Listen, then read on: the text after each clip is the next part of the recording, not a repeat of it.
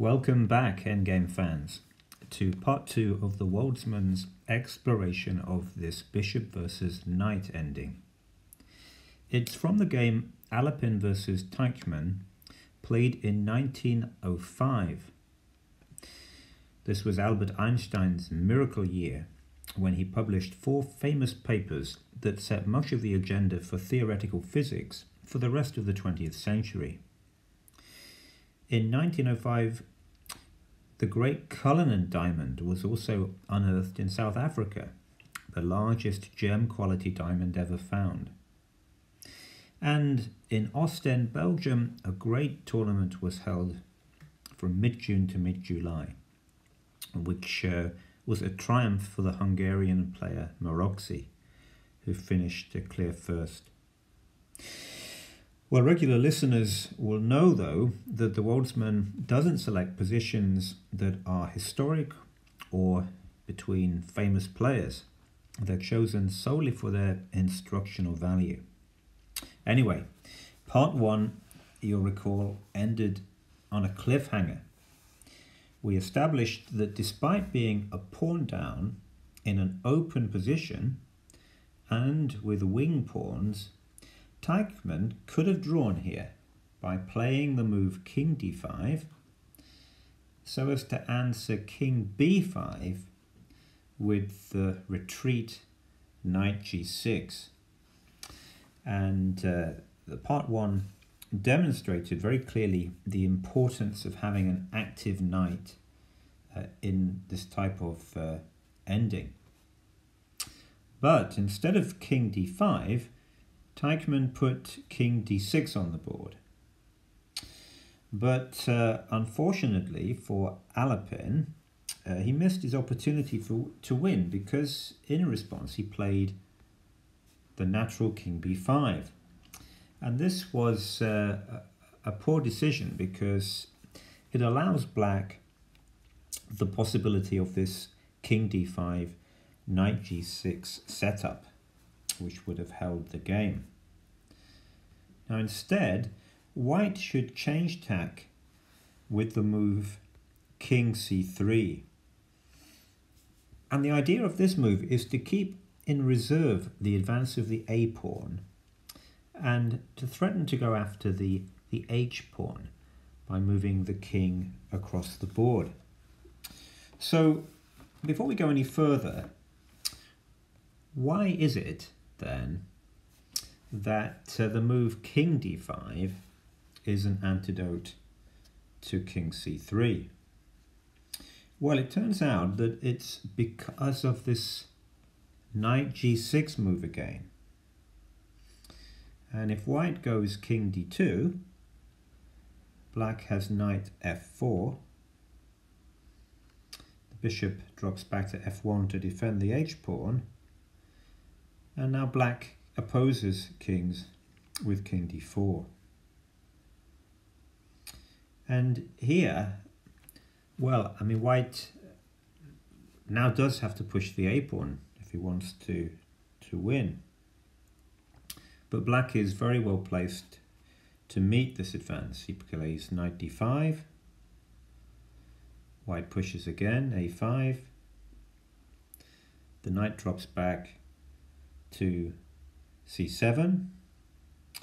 And the idea of this knight retreat is that if white now plays a6, black can simply capture the a6 pawn, because we've seen that as white has an h pawn, the queening square on h8 is a different colour to that of the bishop, and so black always draws if he can exchange his knight for the a pawn, provided his king can nest in that h8 corner. So instead white has to play king c2. Black plays king c5. And now white changes tack and plays king d3, going after the h pawn. Black plays king b4. And that forces a6. But the knight simply captures that pawn and it's a draw. Okay, hence king d6 is an inaccuracy because it allows king c3. And now the knight g6 move is no longer an antidote because the d4 square is not covered, and so white can meet knight g6 with king d4.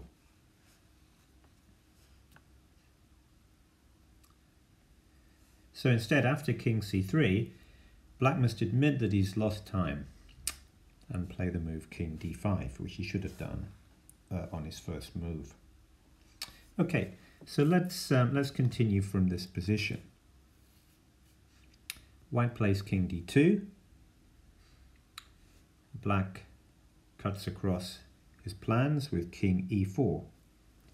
But now white has a very strong bishop move.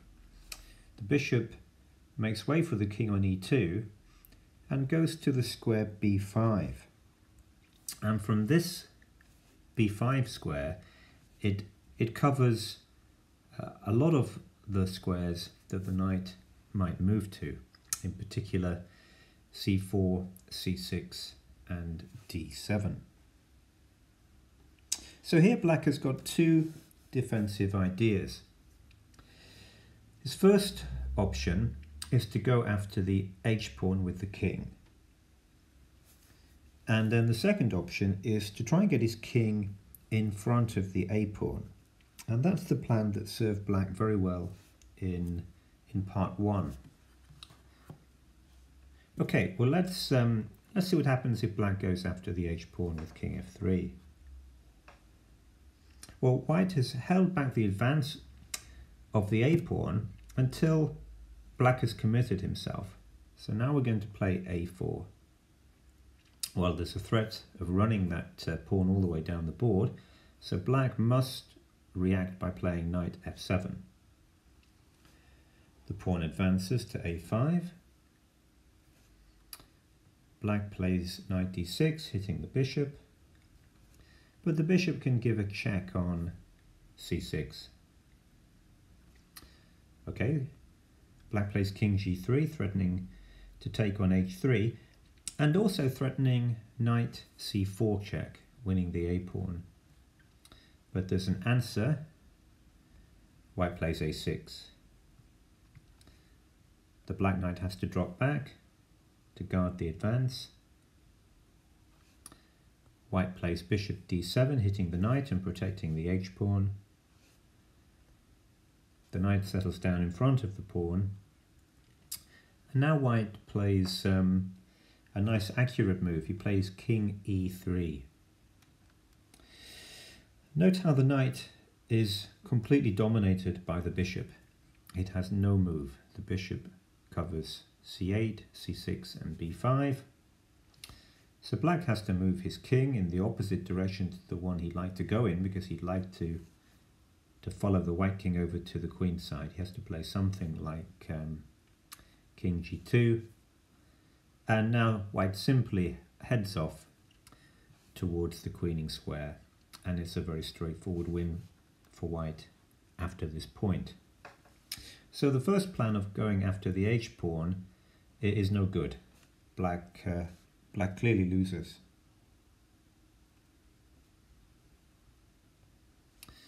Okay, so let's try the second plan, getting the black king in front of the a-pawn with king d4. All right, well, white replies with the move king e2. Now, you'll notice that there is in fact a force field in front of the white king.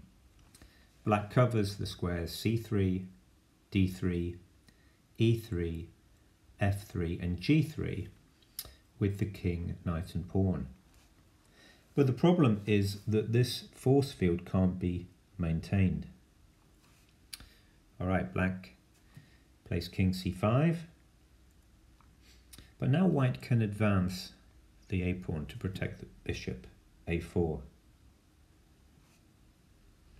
The black king comes back to resume the force field, but white now has a very neat little waiting move. He plays the move king f2. Now notice that it would be an error to play a5. The reason for this is that black can meet a5 with king c5. And if the bishop drops back to d3, which it must do to preserve the a-pawn, well, black can capture this bishop.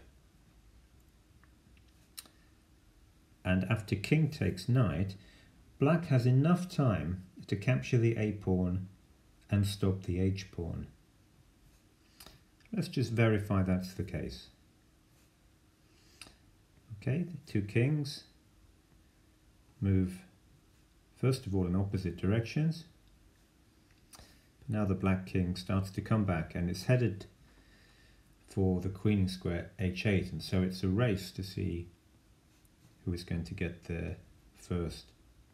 King c6, king takes the h-pawn, king goes to d6, king g5, king e7, king g6, king f8. And now white cannot allow black to play king g8, so he must play king h7. Black plays king f7. And now again it's if the white king goes to h8, black will play king g6 and win the h-pawn. If white plays king h6, black plays king g8 and it will occupy the queening square, which will be a draw, so white has to play h4.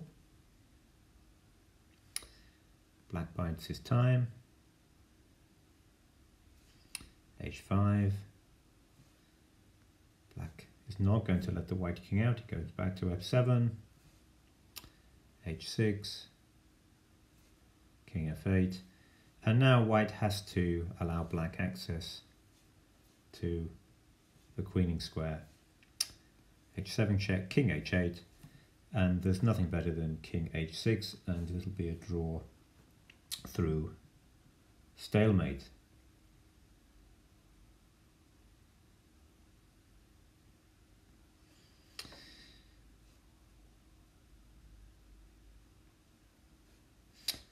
Okay, but white doesn't have to push the a-pawn. Instead, he can play this waiting move, king f2. And now it's Zugzwang. Black has to move, he can't decline to move, and he must give way. And he loses regardless of how he chooses to give way. He can try king e4 or king c5. If he tries king e4, well, this just moves away from the a-pawn, which advances. Black king reverses, but after a6 it's too late. The a-pawn can't be stopped, and so that is a straightforward win. The other option is to play king c5,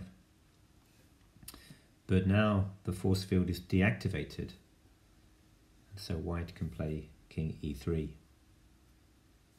The knight drops back to g6, but the knight is no longer effective on this square because it's become passive rather than active.